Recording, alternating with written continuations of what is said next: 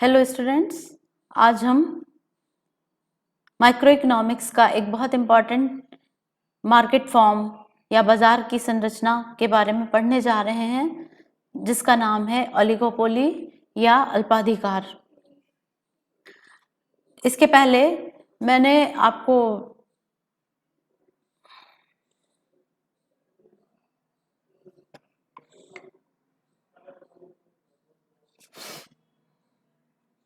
Hello students, आज हम micro economics में बाजार संरचना का एक महत्वपूर्ण रूप पढ़ने जा रहे हैं, जिसका नाम है अल्पाधिकार या ओलिगोपोली।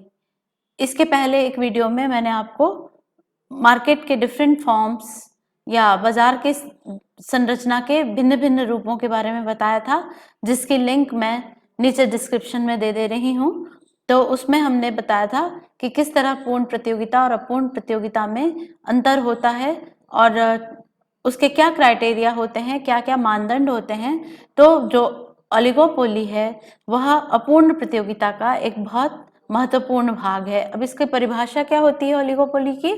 अल्पाधिकार बाजार की वह स्थिति है जिसमें किसी वस्तु के कुछ विक्रेता और अनेक क्रेता होते हैं और सभी विक्रेता अथवा सभी फर्में कीमत उत्पादन के संदर्भ में निर्णय लेने के लिए परस्पर अंतर निर्भर होती हैं। तो दो या दो से अधिक से तीन जो विक्रेता हो गए मान लीजिए, तो वो ओलिगोपोली की स्थिति हो गई, अल्पाधिकार की स्थिति होती है। और कीमत और उत्पादन का निर्धारण करने के लिए ये आपस में इंटरडिपेंडेंट होते हैं, इंडिपेंडेंटली ये इसका जो है निर्धारण नहीं कर सकते हैं।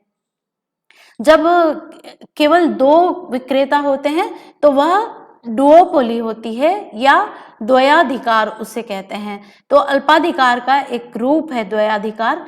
हम जो है इन जनरल अल्पाधिकार के बारे में या ओलिगोपोली के बारे में आज पढ़ेंगे। तो अल्पाधिकार के प्रकार क्या होते हैं? पूर्ण अल्पाधिकार और अपूर्ण अल्पाधिकार।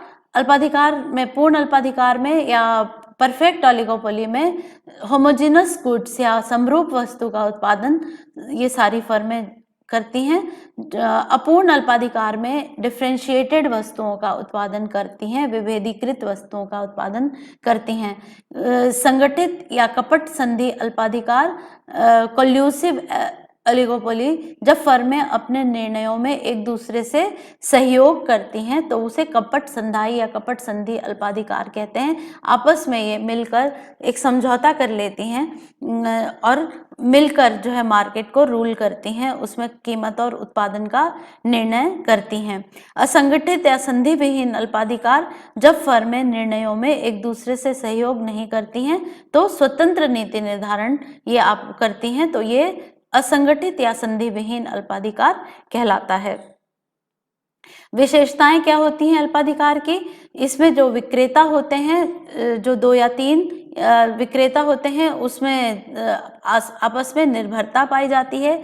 फर्में अधिक माल बेचने के लिए विज्ञापन का सहारा लेती हैं।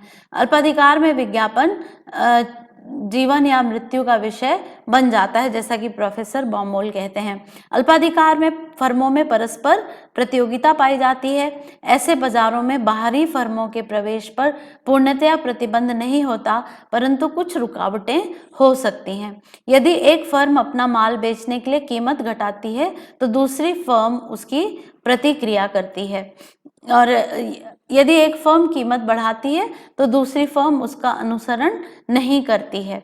अल्पाधिकार बाजार में वस्तु के लिए मांग वक्र बनाना आसान नहीं होता है और यहाँ विज्ञापन या विक्रय लागतों का महत्वपूर्ण स्थान होता है। अब हम कीमत नेतृत्व की बात करते हैं। अल्पाधिकारी बाजारों में स्वतंत्र रूप से कीमत निर्धारण करना बहुत कठिन होता है। किसी विशिष्ट उद्योग में अल्पाधिकारियों में किसी न किसी प्रकार का पारस्परिक समझौता होता है और यह पारस्परिक समझौता औपचारिक या अनौपचारिक हो सकता है। एक औपचारिक समझौता वह होता है जिसमें अल्पाधिकारी आपस में विचार विमर्श करके अपनी कीमत या उत्पादन के संबंध में कार्य करने के कुछ सामान्य नियम निर्धारित कर लेते हैं। इसके अंतर्गत वे लिखित समझौते भी कर सकते हैं और उसमें इन फाइन्स या दंडों का भी उल्लेख होता है जो समझौता तोड़ने पर मिलेंगे। और अल्पाधिकारियों के औपचारिक समझौते की स्थिति में कीमत उत्पादन निर्धारण कपटपूर्ण व्यापार संघ अल्पाधिकार या कोलियोसिव ओलिगोपोली कहलाता है। लेकिन हम अक्सर देखते हैं कि अल्पाधिकारियों में एक इनफॉर्मल या अनौपचारिक समझौता होता है, जिसके अंतर्गत बिना आमने सामने विचार विमर्श किए वे आपस में समझौता कर लेते हैं और कीमत उत्पादन आदि के संबंध में एक सी नीति या समरूप नीति को अपनाते हैं। इस अनौपचारिक समझौते का एक महत्वपूर्ण उदाहरण कीमत नेतृत्व या प्राइस लीडरशिप होता है। तो प्राइस लीडरशिप में किसी औपचारिक समझौते या विभिन्न फर्मों की क्रियाओं के नियंत्रण के लिए किसी स्वतंत्र एजेंसी की स्थापना नहीं होने के कारण इसमें एंटी ट्रस्ट कानून को तोड़ने का प्रश्न नहीं होता है, किंतु कई बार कीमत नेतृत्व औपचारिक सम्मेलन और समझौते के कारण भी हो सकता है। अब कीमत नेतृत्व के प्रकार क्या क्या होते हैं? पहला तो होता है डोमिनेंट फर्म प्राइस लीडरशिप या प्रधान फर्म द्वारा कीमत नेतृत्व, जिसके अंतर्गत एक उद्योग की कुछ फर्में से एक फर्म कुल उत्पादन के एक बहुत बड़े भाग का उत्पादन करने के कारण पदार्थ के बाजार पर अपना डोमिनेंस रखती है या प्रभुत्व रखती है। इस डोमिनेंट फर्म या प्रधान फर्म का पदार्थ के बाजार पर अत्यधिक प्रभाव होता है और अन्य फर्में छोटी होने के कारण बाजार को अधिक प्रभावित नहीं कर सकती हैं। परिणाम स्वरूप प्रधान फर्म अपने मांग वक्र का अनुमान लगाकर पदार्थ की वह कीमत निर्धारित करती है जिस पर उसके लाभ अधिकतम हो और अन्य फर्में छोटी होने के कारण कीमत पर व्यक्तिगत प्रभाव नहीं डाल सकती हैं। और दूसरे प्रकार का कीमत नेतृत्व बैरोमेट्रिक प्राइस लीडरशिप कहते हैं या स्थितिमान कीमत नेतृत्व, जिसके अंतर्गत एक पुरानी अनुभवी और सबसे बड़ी फर्म सबके संरक्षक का रूप धारण कर लेती है और सबके हितों की रक्षा करती है। वह बाजार में पदार्थ की मांग, उत्पादन लागत, संबंधित पदार्थों से प्रतियोगिता के संबंध में बाजार स्थितियों में परिवर्तनों का अनुमान लगाती है और कीमतों में इस प्रकार का परिवर्तन करती है कि वे सभी फर्मों के दृष्टिकोण से सर्वोत्तम हो, इसलिए सभी फर्में उसका पालन करती हैं। और तीसरे प्रकार का जो कीमत नेतृत्व होता है एक्सप्लॉयटेटिव या एग्रेसिव या शोषणात्मक या आक्रामक कीमत नेतृत्व कहलाता है, जिसमें एक बड़ी या प्रधान फर्म आक्रामक कीमत नीति के माध्यम से अपना नेतृत्व स्थापित कर लेती है और इस प्रकार उद्योग की अन्य फर्मों को कीमत के संबंध में उसका पालन करने के लिए बाध्य कर देती है। इस प्रकार की फर्म सबको यह धमकी देती है कि यदि कीमत निर्धारण में उद्योग की अन्य फर्में उसका पालन नहीं करेंगी तो तीव्र प्रतियोगिता द्वारा उनको बाजार से बाहर निकाल देगी। तो ये जो है शॉर्ट आंसर क्वेश्चंस में ये क्वेश्चंस बहुत इंपॉर्टेंट होते हैं। क्या हुआ? एक प्रधान फर्म कीमत नेतृत्व, dominant firm price leadership, barometric price leadership या स्थितिमान कीमत नेतृत्व, और तीसरा जो हुआ एक्सप्लॉयटेटिव या शोषणात्मक प्राइस लीडरशिप।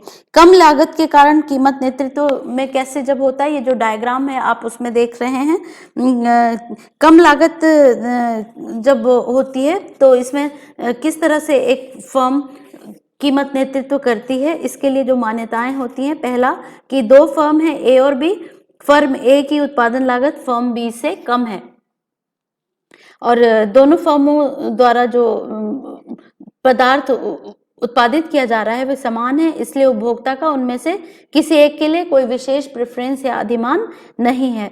दोनों फर्मों का बाजार में बराबर हिस्सा है और एक समान मांग वक्र का सामना वे करती हैं, इसलिए प्रत्येक की मांग कुल बाजार मांग वक्र की आधी होगी।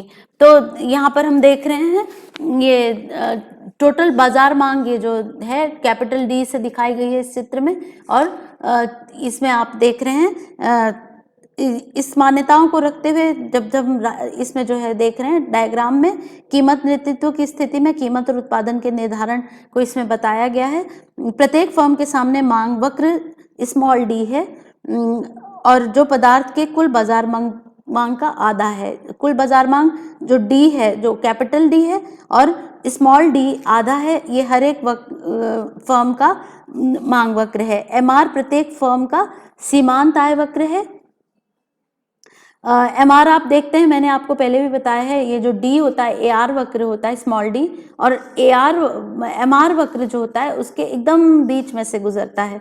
ये अगर आप वाई एक्सिस से और डी स्मॉल डी की दूरी देखें तो जो एमआर वक्र है एकदम उसके आधी दूरी में से गुजरता है। यो बनाते समय इसको आपको ध्यान रखना है। तो ये MR प्रत्येक फर्म का सीमांत आय वक्र है, MCA फर्म A का सीमांत लागत वक्र है और MCB फर्म B का सीमांत लागत वक्र। MCA फर्म B के सीमांत लागत वक्र MCB के नीचे है क्योंकि B की तुलना में फर्म A की उत्पादन लागत कम है।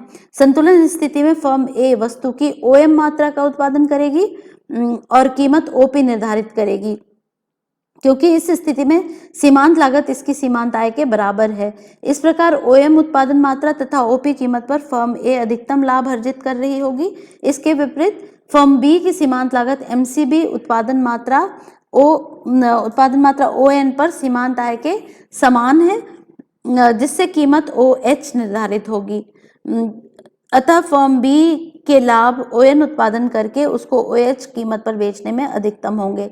इस चित्र से स्पष्ट है कि फर्म A को अधिकतम लाभ प्रदान करने वाली कीमत OP फर्म B को अधिकतम लाभ प्रदान करने वाली कीमत OH से कम है। दोनों फर्में चूंकि समान पदार्थों का उत्पादन कर रही हैं, इसलिए वे दो अलग अलग कीमतें नहीं वसूल कर सकती हैं। तो फर्म A की लाभ अधिकतम करने वाली कीमत OP फर्म B की लाभ अधिकतम करने वाली कीमत OH से कम होने के कारण फर्म B को फर्म A की कीमत के समान अपनी कीमत निर्धारित करनी होगी और इस तरह दोनों फर्मों में कीमत युद्ध होता है तो उसमें फर्म A विजयी होगी और यह फर्म प्राइस लीडर या कीमत नेता बन जाएगी और फर्म B को उसका अनुसरण करना पड़ेगा। इस प्रकार लागत कम होने के कारण A जो है कीमत नेता होगी और फर्म B कीमत अनुकर्ता होगी। तो दूसरी जो बात है, price leadership by a dominant firm, प्रधान फर्म द्वारा कीमत नेतृत्व। तो अब हम कीमत और उत्पादन का निर्धारण प्रधान फर्म द्वारा कीमत नेतृत्व के अंतर्गत कर रहे हैं। प्रधान फर्म उसे कहते हैं जिसका वस्तु की मार्केट में अधिक भाग या मार्केट में लार्ज शेयर होता है और अन्य प्रत्येक फर्म का मार्केट में भाग बहुत कम हो। तो इसमें कीमत और उत्पादन के निर्धारण की जब हम व्याख्या करते हैं तो यह मान लेते हैं कि प्रधान फर्म को पदार्थ के मार्केट मांग संबंधी पूरी जानकारी है। इसके अतिरिक्त हम यह भी कल्पना करते हैं कि प्रधान फर्म छोटी फर्मों की सीमांत लागत या MC वक्र को भी जानती है, जिनके जो हॉरिजेंटली अगर हम उनको ऐड कर दें या क्षैतिज योगीकरण से छोटी फर्मों द्वारा पदार्थ की विभिन्न कीमतों की पूर्ति निर्धारित होती है। इसका तात्पर्य यह है कि अपने अनुभव से प्रधान फर्म पदार्थ की विभिन्न कीमतों पर लघु फर्मों द्वारा पूर्ति का ठीक अनुमान लगा सकती है। इस जानकारी की सहायता से प्रधान फर्म अपने मांग वक्र को जान सकती है। अब इस चित्र को देखिए, इसमें जो पैनल A है या खंड A है उसमें देखिए DD पदार्थ का मार्केट मांग वक्र है जो कैपिटल DD और SM लघु फर्म द्वारा पदार्थ की पूर्ति को दर्शाता है। प्रत्येक कीमत पर प्रधान फर्म मार्केट मांग के उस भाग को बेच पाती है जिसकी लघु फर्मों द्वारा पूर्ति नहीं हो पाती। इस प्रकार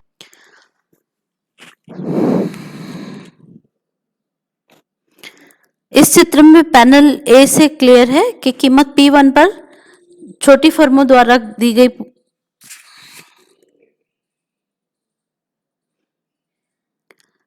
इस चित्र के पैनल A पर विचार कीजिए जिसमें DD पदार्थ का मांग वक्र है, जो कैपिटल DD ये वाला पदार्थ का मांग वक्र है। SM इनकी पूर्ति को बता रहा है जो लघु फर्मों द्वारा की जाती है। प्रत्येक कीमत पर प्रधान फर्म मार्केट मांग के उस भाग को बेच पाएगी जिसकी लघु फर्मों द्वारा पूर्ति नहीं हो पाती है। इस प्रकार इस जो चित्र है इसके पैनल A से स्पष्ट है कि कीमत P1 पर लघु फर्मों द्वारा की गई पूर्ति P1R है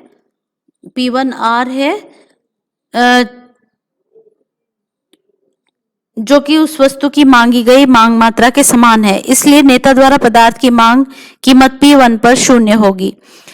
वस्तु की कीमत P पर लघु फर्मों द्वारा कुल पूर्ति की मात्रा PB है, जबकि इस कीमत पर वस्तु की कुल मार्केट मांग की मात्रा PS है। इसलिए कीमत P पर नेता के पदार्थ की मांग मात्रा BS के समान होगी। और बी एस बराबर P S minus P B.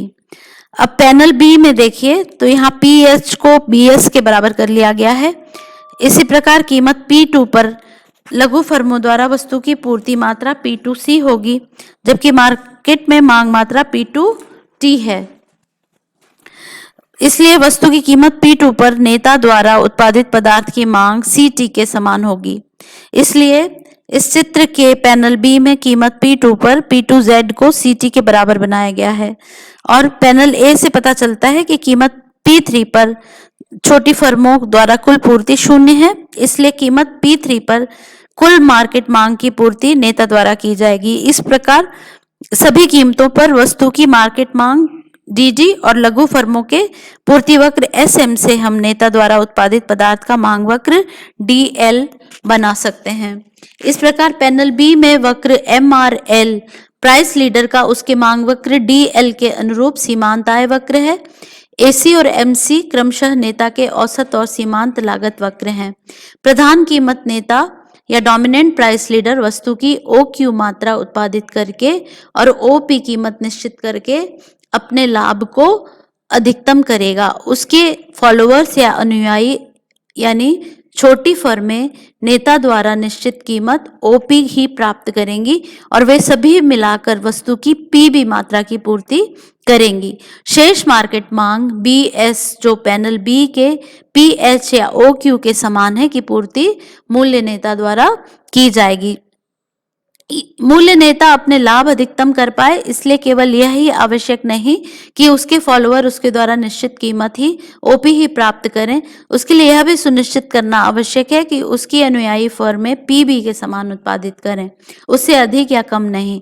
यदि उसकी फॉलोअर्स फर्में या अनुयायी फर्में वस्तु की PB मात्रा से अधिक या कम उत्पादन करती हैं तो मार्केट मांग DD दी हुई होने पर मूल्य नेता अधिकतम लाभ की स्थिति में नहीं रहेगा। इससे यह सिद्ध होगा कि कीमत नेतृत्व को सुरक्षित रखने के लिए नेता और उसके फॉलोअर्स के बीच मार्केट विभाजन विषयक समझौता या मार्केट शेयरिंग एग्रीमेंट का होना आवश्यक है, चाहे वह मौन सहमति ही क्यों ना हो। अब कोल्यूसिव ओलिगोपोली के बारे में पढ़ने के पहले हम यह जानते हैं कि कीमत नेतृत्व की कठिनाइयां क्या होती हैं। वास्तविक जगत में इससे जो कीमत नेतृत्व संबंधी बहुत सी कठिनाइयां आती हैं।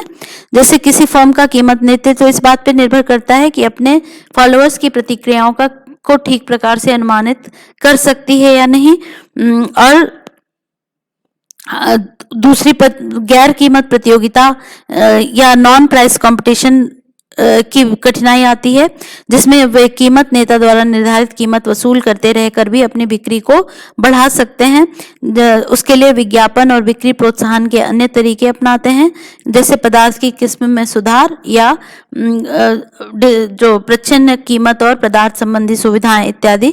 और कीमत नेता द्वारा अपनी कीमत को ऊंचा निर्धारित करने पर बहुत बड़ी सीमाएं होती हैं और कीमत नेता द्वारा निर्धारित अत्यधिक ऊंची कीमत प्रतिद्वंदियों को गुप्त कीमत कटौतियां देने के लिए प्रेरित करती है, जिसका विपरीत प्रभाव कीमत नेता की बिक्री पर पड़ता है। और इसके अतिरिक्त ऊंची कीमत के कारण उद्योग में नए प्रतियोगी प्रवेश कर जाएंगे जो संभवतः उसके नेतृत्व को स्वीकार नहीं करें। अंत में लागतों के अंतर के कारण जो समस्या उत्पन्न हो जाती है, और यदि कीमत नेता की लागत ऊंची है तो उसके द्वारा निर्धारित ऊंची कीमत प्रतिद्वंदियों को गुप्त कटौतियों के लिए प्रोत्साहित करेगी और उद्योग में नई फर्मों का प्रवेश जो है होगा। अब हम कोल्यूसिव ओलिगोपोली की बात करते हैं। कपटपूर्ण व्यापार संघ अल्पाधिकार या कोल्यूसिव ओलिगोपोली सामान्यतः अल्पाधिकारी उद्योगों में पाई जाती है। इसमें इस स्थिति में विभिन्न अल्पाधिकारी फर्में उस सामान्य नीति के बारे में जिसका पालन उनको करना होता है आपस में औपचारिक समझौता कर लेती हैं। इस समझौते पर फर्में एक कीमत युद्ध या आक्रामक कीमत प्रतियोगिता के बाद अनुभव से यह समझकर कि कीमत युद्ध या आक्रामक कीमत प्रतियोगिता सबके लिए हानिकारक है, उसके इस निर्णय पे पहुंचती हैं कि एक दूसरे के साथ वे कपटपूर्ण संधि या कोल्यूजन कर लें। ऐसा वे यह सोच के करती हैं कि एक साथ मिलकर वे अपने हितों की रक्षा कर पाएंगी। जब एक उद्योग के विभिन्न अल्पाधिकारी मिलकर एक औपचारिक समझौता करते हैं तो उसे उन्होंने तो कहा जाता है कि उन्होंने एक कार्टेल की रचना कर ली है। प्रारंभ में कार्टेल शब्द का प्रयोग उन समझौतों के लिए किया जाता था जिसमें एक समान बिक्री एजेंसी होती थी जो कि समझौते में सम्मिलित समस्त फर्मों की बिक्री क्रियाओं को करती थी। परंतु आजकल अल्पाधिकारी फर्मों के मध्य स्थापित सभी औपचारिक समझौतों के लिए कार्टेल शब्द का प्रयोग किया जाता है क्योंकि इसका उद्देश्य सदस्य फर्मों में प्रतियोगिता को रोकना है। तो इनके निर्माण को रोकने के लिए कई देशों में कानून बनाए गए हैं। जैसे अमेरिका में एंटी ट्रस्ट लॉ बनाया गया है और कार्टेल की रचना गैर कानूनी ठहरा दी गई है। परंतु इन कानूनों के बावजूद अमेरिका में गुप्त तरीकों से कार्टेलों की रचना की जाती है। इसमें कार्टेल में किस प्रकार काम करता है और कीमत और उत्पादन का निर्धारण कैसे करता है, तो यहाँ पर इस चित्र के द्वारा हम इस चित्र के द्वारा बता रही हूँ मैं। मान लीजिए 3 फर्में मिलकर एक औपचारिक समझौते द्वारा कार्टेल की रचना करती हैं। हम यह भी मान लेते हैं कि कार्टेल का उद्देश्य सदस्य फर्मों के लिए अधिकतम संयुक्त लाभ प्राप्त करना है। सर्वप्रथम कार्टेल उद्योग के पदार्थ के मांग वक्र का अनुमान करेगा। चूंकि कार्टेल के सम्मुख जो मांग वक्र होता है वह पदार्थ के उपभोक्ताओं की कुल मांग होगी, इसलिए वह नीचे को गिरता हुआ होता है, जैसा कि चित्र में कैपिटल डी वक्र द्वारा दिखाया गया है। सीमांत आय वक्र जो यह बताता है कि उत्पादन और बिक्री में प्रत्येक वृद्धि से कार्टेल की आय में कितनी वृद्धि होती है, मांग वक्र डी के नीचे होगा। कार्टेल के सीमांत लागत वक्र एमसी को दोनों फर्मों के सीमांत लागत वक्रों के क्षैतिज योगीकरण या हॉरिजॉन्टल समेशन से प्राप्त किया जाता है। इस चित्र में MCA और MCB जो A और B के क्रमशः सीमांत लागत वक्र हैं के हॉरिजॉन्टल एडिशन या क्षैतिज योगीकरण से MCC वक्र को बनाया गया है जो समस्त कार्टेल का सीमांत लागत वक्र है। कार्टेल का सीमांत लागत वक्र MCC जिसको दोनों फर्मों के सीमांत लागत वक्रों के क्षैतिज योगीकरण से प्राप्त किया गया है के अनुसार उत्पादन करने से उद्योग की प्रत्येक उत्पादन मात्रा की कुल लागत न्यूनतम होगी और उद्योग की प्रत्येक उत्पादन मात्रा को विभिन्न फर्मों में इस प्रकार विभाजित कर दिया जाएगा कि सबकी सीमांत लागतें समान हो जाएं। कार्टेल अपने लाभों को अधिकतम करने के लिए उद्योग के उत्पादन को उस स्तर पर निर्धारित करेगा जहां उसका सीमांत आय वक्र MR सीमांत लागत वक्र MCC को काटेगा। इस चित्र में ये दोनों वक्र MR और MCC एक दूसरे को R बिंदु पर या OQ उत्पादन मात्रा पे काट रहे हैं। मांग वक्र DD से यह भी पता चलता है कि OQ उत्पादन मात्रा कीमत QL या OP पर बेची जाएगी।